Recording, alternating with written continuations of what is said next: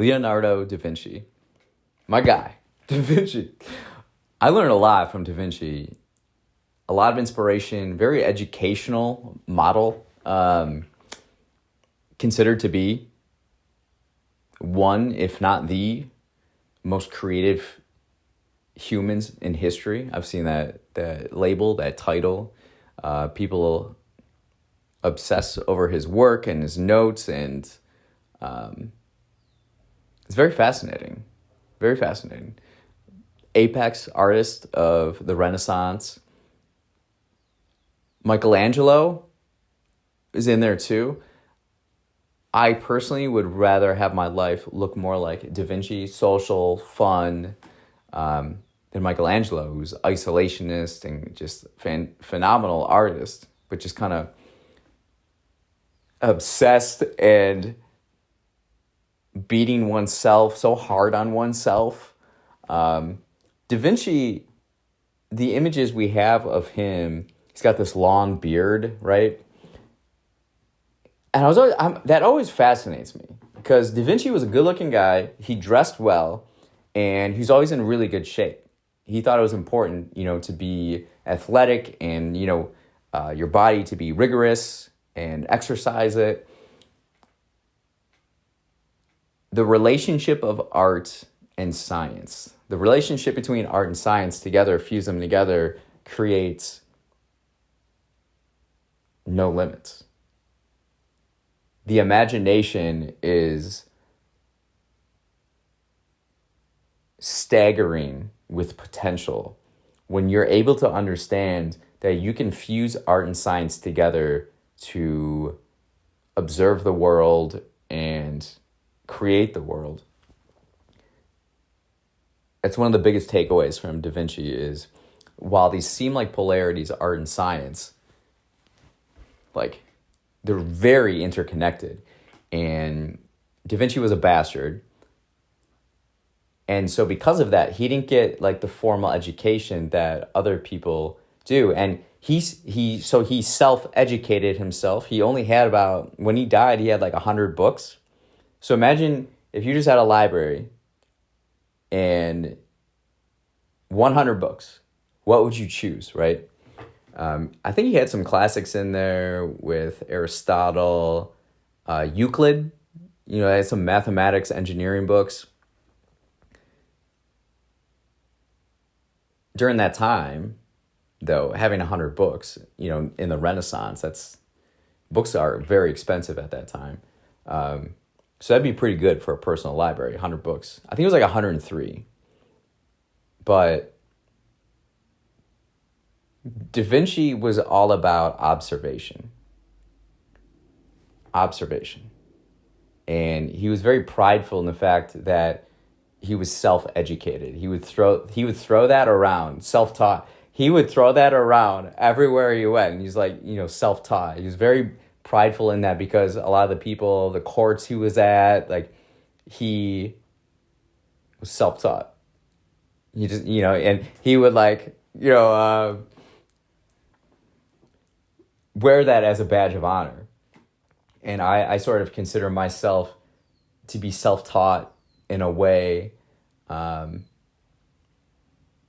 lot of my learning comes from after a near-death experience, just pursuing my curiosity and following that with a full heart and full throttle.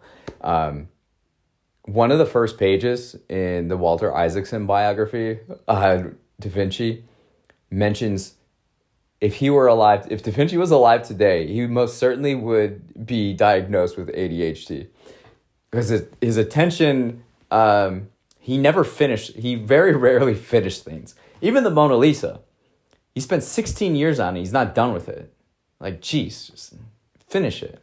And he was so notorious with this. One time, I don't know if it was the Duke of Milan.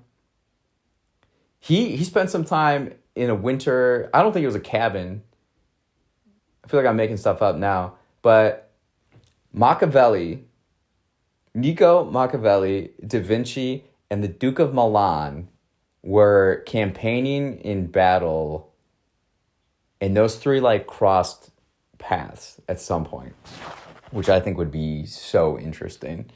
What was I saying? Da Vinci understood creativity. He once lectured the Duke of Milan on how creativity works because they were so concerned about his procrastination and not getting things done that Da Vinci's like, well, let me tell you how creativity works. And he something I took away from Da Vinci is staging. I'm really big with staging. Now, when you think of Da Vinci, you're thinking the Mona Lisa, you're thinking the Last Supper, maybe the Vitruvian Man, right? The guy. Maybe some anatomy drawings. Something I really took from him is staging. So he would put on these pageants that were like extraordinary and these theater productions. And that's not really discussed with Da Vinci much because we just don't, we don't see it, right? It's not lasting, it's not recorded, right? But he put on these awesome productions. And the way you're able to think about it, the way I think about it, is everywhere you go, theoretically, you're on a stage. So how are you presenting yourself? How are you as an actor interacting with the space, And everybody is perceiving you. Everybody's watching you in a way.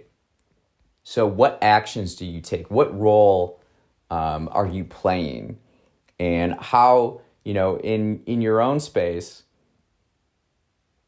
say you're at your desk. What does that space look like when you're creating or working, living, right? Everything, every room is a stage. And you can really think about that. Da Vinci had, I want to say it's either 7,000 or 10,000 pages of notes. He'd always have a notebook on him. And because paper was so expensive back then, he would cover like every single space of note paper. Whereas I like to kind of space mine out, and I feel like I'm competing against Da Vinci. He's the measure. He's the measuring stick of creativity as a human, and you can learn lessons from him. And I want to compete against Da Vinci. And so that's why I have so many notebooks. That's why I'm creating my own notebook with the Aspire notebook so I can organize them better. But I think there would have been more notebooks with Da Vinci, but then they're lost through time or whatever. So you have to think in terms of today, if we're living in a digital renaissance, everything before this is kind of like in one category. But now moving forward, an apex artist of the digital renaissance would have a lot of digital files. That's my hypothesis. So I have thousands of audio recordings and videos. And something I'm trying to figure out is digital file organization, the same way you would keep your notes. Like I'll go out. I've gone out to bars in Chicago and I just sit and observe and take notes. And it's just interesting. Like if you observe and you listen to the world, so much is revealed, and you can learn that through Da Vinci.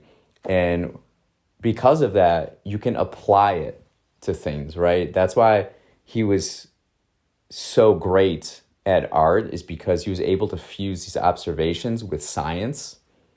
To look at the wings of dragonflies and see to